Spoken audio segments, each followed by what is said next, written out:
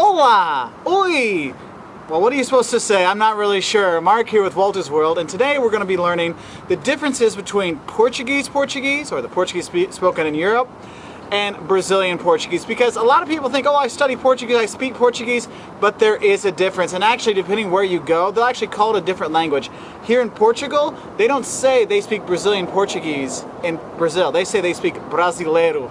And in Angola, where they speak Portuguese, the Portuguese say, oh, they speak Angolano. So there are some differences out there, and that's what we're going to go through. Some of the main differences between Brazilian Portuguese and European Portuguese. And the most important one, just when you meet somebody, it's the way how you say hi. Now, hi in Brazil, you say oi, oi, okay? But in Portugal, you say hola, hola, okay? And the thing is, they both, you can see use hola in both places, but you just use oi in Brazil, okay? Now, another thing is when you look at how they speak, Brazilian Portuguese is a lot more singing, like they're like, hey, how's it going? I'm doing just fine. And Portuguese, they speak with their mouth closed, or a boca fechada. So it makes it more difficult to understand. And for a lot of the foreigners that I know that speak Portuguese, they find that Brazilian Portuguese is a lot easier to pick up because of that. Because the mouth is open, you get all the syllables, a little bit easier to understand, okay? Now, one of the things that's going to be a lot different between the two is when you address people, because in Brazil, you just use você for you, okay? So there's no formal or informal, it's just você. But in Portugal, you have the tu form, which is the informal you. You have você, which is the formal you, and then you have the very formal o senhor, or your sir, you know, when you talk to somebody, okay? So there's that. Now, another thing is when you look at how people talk, Brazilians are a lot more gregarious, they're a lot more outgoing and more, you know, I would say kitsch or cheesy sometimes, but that is one thing. You'll see a lot more body movement in their speech, whereas Portuguese have a lot more saudades, or longing for the homeland kind of feel when they speak, so you can see a little bit of difference there. Now, but one of the things that most people have that are different is when you look at it, you look at the vocabulary. Okay, there's the oi versus hola thing. If you have a dog, in Brazil it's cachorro. Okay, cachorro. But here it's cão. Cow is a dog in Portugal, all right? And the thing is but in both places, if you say cachorro quente, that means you want to have a hot dog, okay? So there's little things like that. Sometimes they work in both places. And with so many of the same television shows in Brazil and in Portugal, most people will understand you. They just make fun of you for, oh, Mark, your Portuguese is okay, but your Brazilian is really good, okay? But most of the time, the big difference is also in the accent, just how they pronounce things. Because in Portugal, you have a lot more sh sounds. So, como estás? How are you? Como estás? So this sh sound, you'll hear it a lot. Whereas in Brazil, they don't have it. It's more of an S sound. But in Brazil, depending where you are, the D and the T make a ch sound. So, bom dia, which is good day in Portugal, is bom dia in Brazil. So a lot of it's just accent stuff. But now I'm just going to go through some of the main vocabulary differences. Now, if you're a tourist, you want to take the train somewhere. Well, in Brazil, it's very easy. It's trem, okay? But in Portugal, it's called comboio. Comboio. Okay, if you want to get a juice, because in Brazil the juices are fantastic, you're going to have Suco. Okay, but here in Portugal you have Sumo.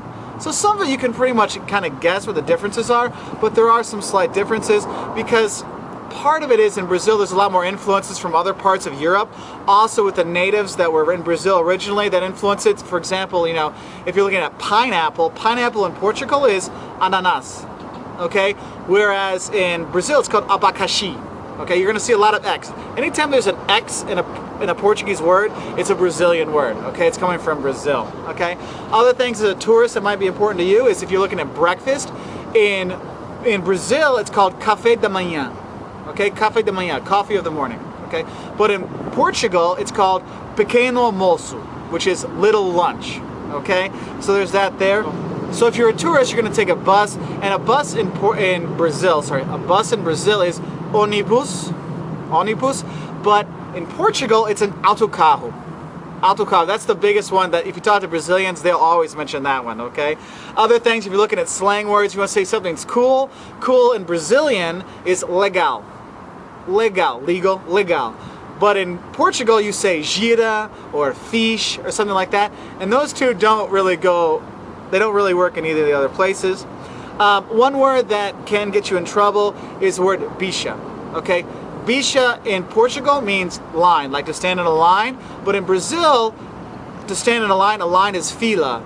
Okay, but the word bicha in Brazil is a really bad word for a gay person or a homosexual person, so you want to be careful with that. So bicha is okay in Portugal, but not so okay in Brazil because it's a bad word there. Okay.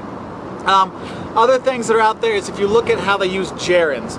In Brazil, they use gerunds. For example, I am talking. Okay, that's a gerund. The talking is a gerund. In Brazil, they say eu estou falando. Okay, I am speaking. I am falando, speaking. Okay, but in Portugal, they don't use the gerunds. It's just estou a falar, so it's the estar verb plus a. The letter A, and then the infinitive of the verb. So it's a lot simpler because you don't have to know the gerunds for things. Okay.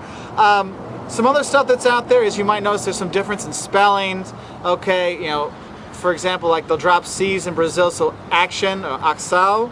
Assau in Brazil, axau in Portugal, so they drop the C out. There's a lot of little things like that that'll change things up. And sometimes it kind of be kind of fun because how they drop things out. For example, if you're going to go for a business meeting, you need a suit. A suit in Brazil is a terno, okay? Terno. But in Portugal, it's a fato.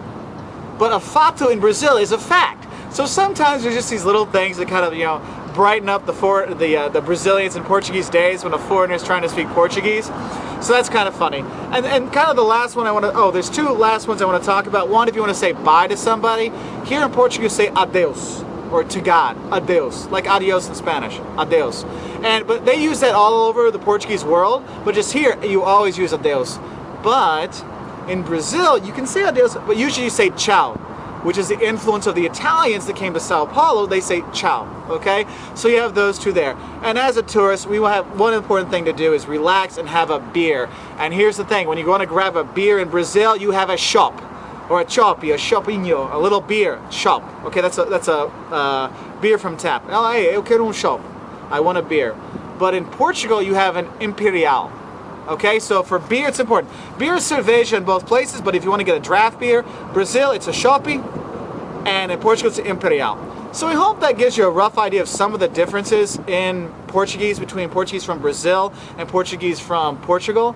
They're very similar. You can pretty much understand each other, but as a foreigner, as a non-native speaker, I will tell you Brazilian Portuguese is easier since it doesn't have the extra form of you, and they open their mouths more, so it's a lot easier to understand.